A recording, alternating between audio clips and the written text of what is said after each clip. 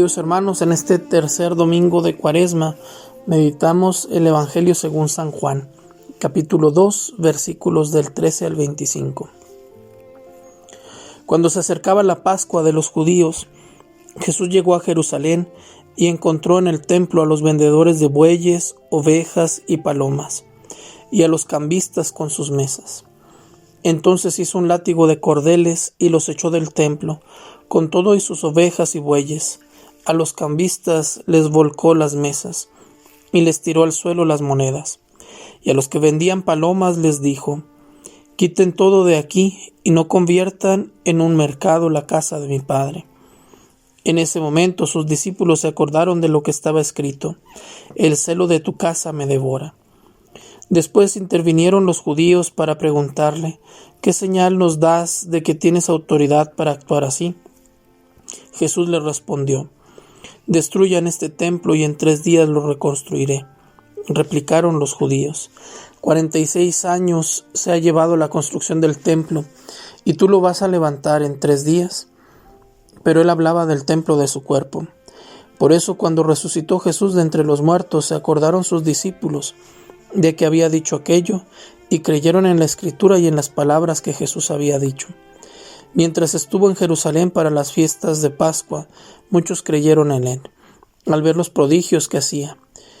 Pero Jesús no se fiaba de ellos, porque los conocía a todos y no necesitaba que nadie le descubriera lo que es el hombre, porque él sabía lo que hay en el hombre. Palabra del Señor. Será siempre un pasaje controversial la expulsión de los vendedores del templo. Tendremos que entenderlo en su contexto. Los vendedores estaban en el atrio, en la parte que correspondía a los extranjeros.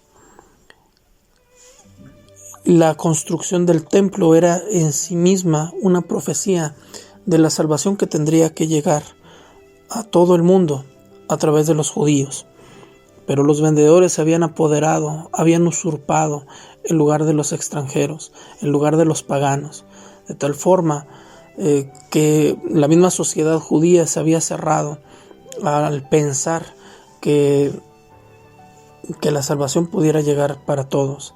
De hecho, vemos en las actitudes de los discípulos de Jesús cómo su interpretación del mesianismo de Jesús va siempre por ese lado, de creer que Jesús era un Mesías político o guerrero que pondrá al pueblo de Israel sobre las demás naciones. No las salvará, sino las conquistará, las dominará. Y bueno, Jesús,